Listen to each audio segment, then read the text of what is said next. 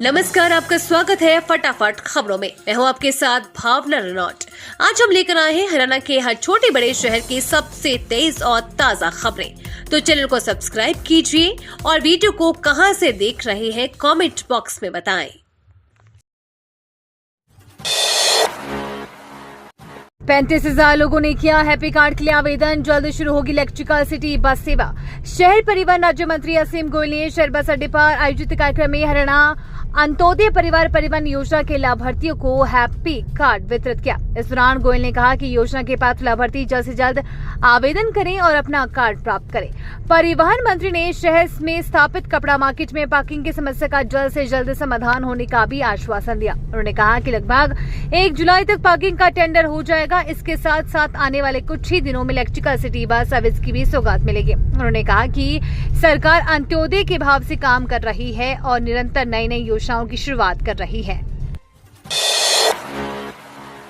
प्रदेश में पारा फिर पहुंचा 45 पर। अभी और होगी बढ़ोतरी, 48 डिग्री तक जाने के आसार। मौसम विशेषज्ञ डॉक्टर चंद्रमोहन ने बताया कि एक बार फिर से सिंध, बलूचिस्तान और थार मरुस्थल से सीधी पश्चिमी शुष्क गर्म हवाओं का रुख प्रदेश की तरफ हो गया है। सुबह से शाम तक सूर्य की आग उगलने वाली किरणें भी अपने रंग दिखा रही है। हालांकि एक अति कमजोर पश्चिमी विक्षोभ सक्रिय होने का असर सिर्फ पर्वतीय क्षेत्रों तक सीमित है, जिसकी वजह से कहीं कहीं छिटपुट बादलाबाही हो रही है।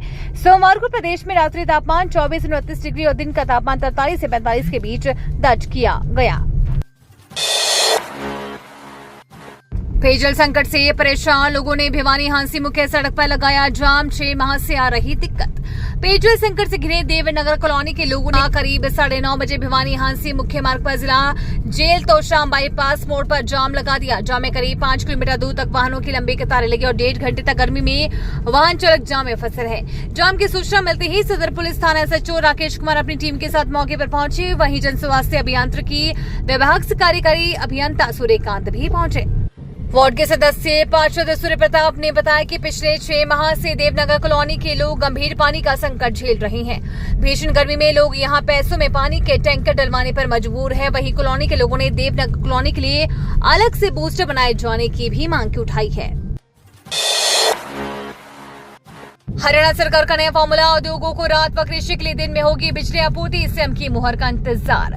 प्रचंड गर्मी के बीच हरियाणा में बढ़ती जा रही रिकॉर्ड बिजली खपत को देखते हुए जहां हरियाणा सरकार 1400 मेगावाट अतिरिक्त बिजली खरीद की तैयारियों में जुटी है, वहीं तब तक मांग को पूरा करने और लोगों को बिजली कटों से बचाने के लिए हरियाणा सरकार ने नया फॉर्मूला निकाला है। इसके तहत उद्योगों को रात को बिजली आपूर्ति की जाएगी और पिछले साल की तरह इस बार भी खेतों के ट्यूबवेल के लिए दिन में बिजली आपूर्ति देने की तैयारी है। इस संबंध में बिजली अधिकारियों और सीएमओ के अधिकारियों की बैठक हो चुकी है। इस पर अंतिम मुहर मुख्यमंत्री नायब सैनी के लगने की शेष बची है।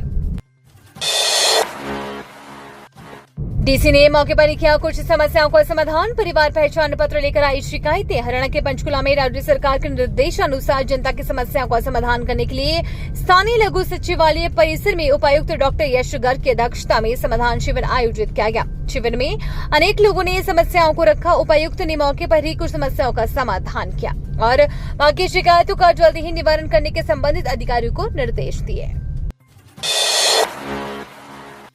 राज्यपाल बंडारू दत्तात्रेय करेंगे सम्मानित। विधानसभा अध्यक्ष ज्ञानचंद गुप्ता करेंगे शिरकत। हरियाणा राज्य बाल कल्याण परिषद द्वारा पंचकुला के इंद्रधनुष ऑडिटोरियम सेक्टर 5 में 12 जून को राज्य स्तरीय बाल दिवस प्रतियोगिता पुरस्कार वितरण का आयोजन किया जाएगा। इस कार्यक्रम में हरियाणा के राज्यपाल बंडारू दत्तात्रेय प्रतिभागियों को पुरस्कार वितरित करेंगे।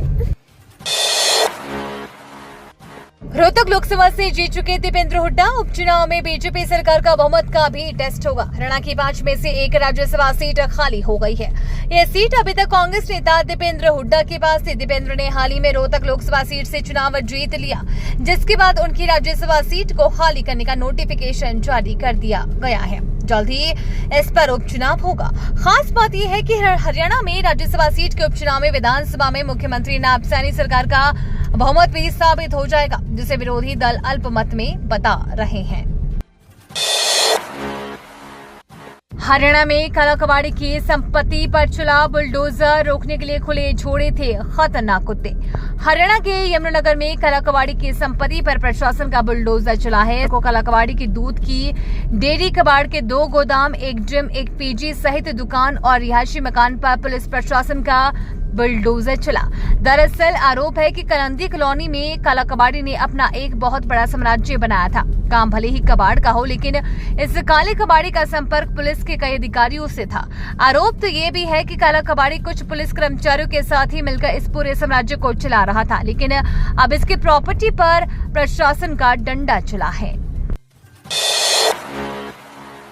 चरखी दादरी में अवैध खनन पर ग्रामीणों की नारेबाजी। बोले 11 की बजाय 20 हेक्टेयर में किया खनन ब्लास्ट से कुओं में दरारें। हरियाणा के चरखी दादरी जिले के गांव पिचोपा कला पहाड़ के बड़े स्तर पर अवैध माइनिंग करने का आरोप लगाए गए हैं। ग्रामीणों ने एक माइनिंग कंपनी पर अवैध रूप से पत्थरों का दोहन कर सरकार को चूना लगाने के आरोप लगाए हैं। ग्रामीणों ने मंगलवार को पहाड़ क्षेत्र में एकत्रित होकर सरकार व प्रशासन के खिलाफ नारेबाजी पर रोष जताया। वहीं ग्रामीणों ने अवैध माइनिंग बंद करवाने व माइनिंग करने वाले लोगों के खिलाफ कार्रवाई की मांग की है। लोकसभा चुनाव के बाद शराबियों को झटका। हरियाणा में महंगी हो गई शराब, जाने नई रेट।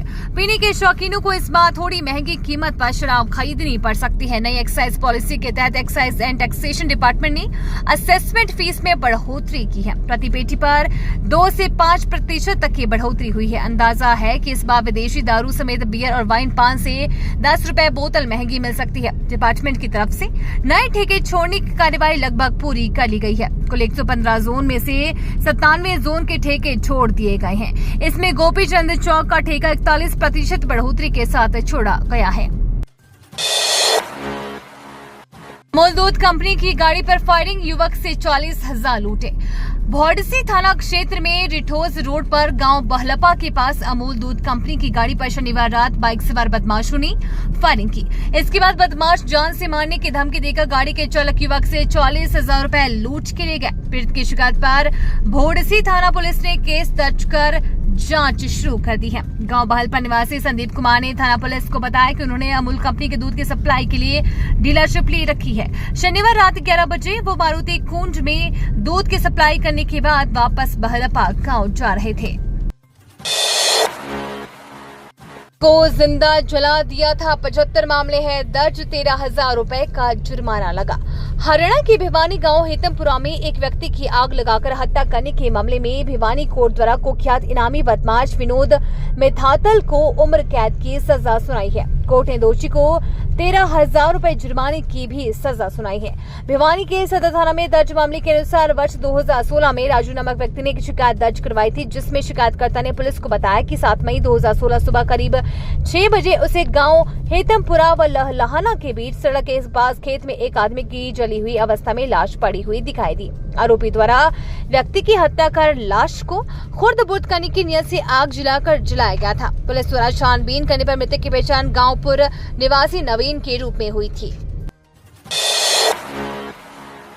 हाल में बैंक मैनेजर सहित 4 पर केस दर्ज, फर्जी हस्ताक्षर से 49.99 लाख को किया 84 लाख। एनओसी लेने गया तो हुआ खुलासा।